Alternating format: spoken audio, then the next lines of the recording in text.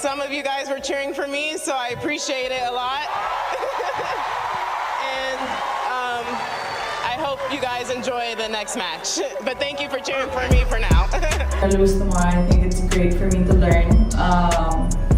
Obviously, facing a player like Coco is, something people would kill. Thank you guys for all the support. Super happy to be playing with Alex, and hope you guys can keep. Alex Eala and her fans have done it once again, and this time they showed up in the biggest way possible for Coco Gauff in her match against Mertens. The energy in the stadium was electric, and a huge reason for that was the overwhelming presence of Eala's passionate fan base. These fans did not come to sit quietly. They came to make noise, and they did exactly that, cheering for Coco Gauff at every single strike of the ball, rallying behind her like she was one of their own. The atmosphere was absolutely incredible, and it played a real role in how the match unfolded. When Coco Gauff walked away with the win against Mertens, she did not waste any time acknowledging the role that Eala's fans played in that victory.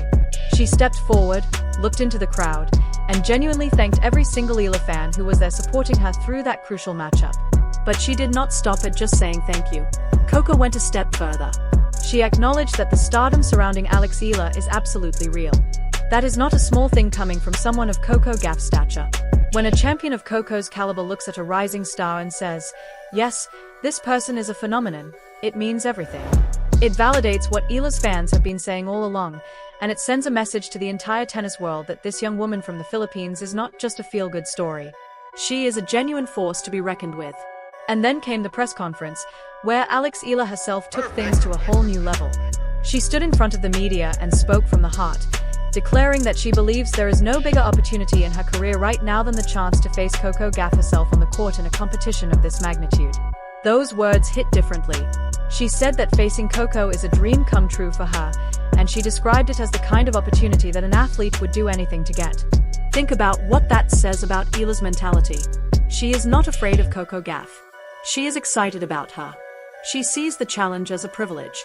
And that kind of fearless mindset is exactly what separates great players from merely good ones. Eala is not just happy to be here. She wants to compete at the very highest level, and she is letting everyone know it. Lose tomorrow. I think it's great for me to learn.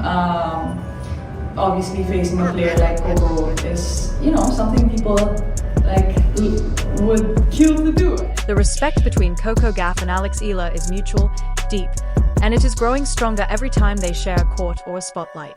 But here is where things get really interesting, because not everyone is happy about this connection. Not everyone is celebrating the rise of Eala and the powerful bond forming between her and Coco. And that person, if you have been paying attention, is none other than Sabalenka. Sabalenka cannot stand to watch Coco's continued rise in the sport. And now, with players like Eala stepping into the conversation, the situation is becoming even more uncomfortable for her. Sabalenka has built her identity on dominance, on being the player who crushes everything in her path. And for a while, that worked, but now the landscape is shifting. Coco Gauff is not going anywhere. And in fact, she is getting better and building alliances along the way. And players like Eala are coming through hungry, talented, and ready to compete at every single tournament. The dominance that Sabalenka has enjoyed is being challenged from multiple directions, and she does not like it one bit. The look on her face when she sees this kind of chemistry and collaboration forming between players like Coco and Eala says everything you need to know. This is not just competition on the court anymore. This is a changing of the guard happening in real time, and Sabalenka knows it. Hi everybody, it's Alex and Coco here. Thank you so much for all the support that you've been giving us this week, and hopefully in our next match, a lot of you will come out and watch. Now let us talk about what makes this connection between Coco Gauff and Alex Eala so special, because it goes well beyond fan support and press conference quotes. These two have been building something real together. When they both competed at the Australian Open, Coco was right there alongside Eala. Not just as a competitor, but as a mentor, as a guide, as someone genuinely invested in helping a younger player unlock her full potential. Coco was offering tips, sharing insights, and breaking down the technical details that she has picked up from years of competing at the absolute highest level of the game. She was explaining the mechanics of the serve, walking Eala through the nuances that separate a good serve from a great one. The kind of details that only someone who has faced the best players in the world week after week truly understands. And Eala was soaking it all in. She was not passive. She was not just nodding along. She was asking questions, experimenting with different techniques, pushing herself in real time. and the results were visible to everyone watching. You could literally see her serve improve over the course of those sessions. That is extraordinary. That is the kind of transformation that takes some players months or even years to achieve. And she was doing it in a matter of days because she had the right teacher and the right mindset to take full advantage of the opportunity. Those training sessions also gave everyone a clear picture of where both players stand right now. Coco Gauff, even in practice, even when things are supposed to be relaxed and low pressure, looks powerful, sharp, and dominant. She is operating at an elite level, and the gap in experience and development between her and Eala is still visible. There is no shame in that. Coco is one of the best players in the world. A major champion who has proven herself on every surface and against every type of opponent. She is still ahead of Eala in many aspects of the game. And that is completely natural given where each of them is in their respective journeys. But here's what makes everything so exciting. Eala's closing that gap. She is not standing still. She has already shown incredible improvement, and the evidence is right there in her results. She defeated Jasmine Paolini in her last match, which is not something you do unless you are playing the best tennis of your career.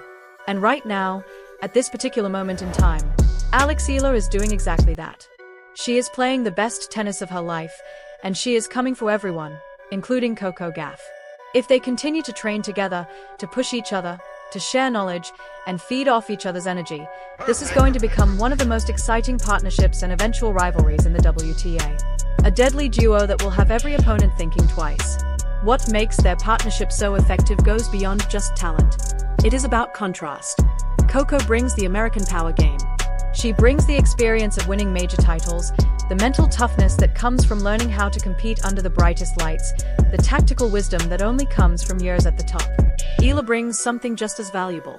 A freshness, a hunger, and an infectious willingness to learn that lights up every room and every court she steps onto. When you combine those elements, something magical happens. You get players who push each other to be better every single day. You get an environment where growth is not just possible, it is inevitable. And beyond all of the tennis, beyond the stats and the results and the rivalries and the implications for Sabalenka's grip on the sport, what is truly heartwarming about everything happening right now is that Alex Eala and Coco Gauff are genuinely enjoying each other. This is not a manufactured story.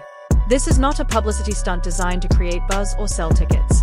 When you watch them together, you see two young women who actually like each other, who respect each other deeply, who laugh together between drills and celebrate each other's good shots with a kind of authentic joy that you simply cannot fake.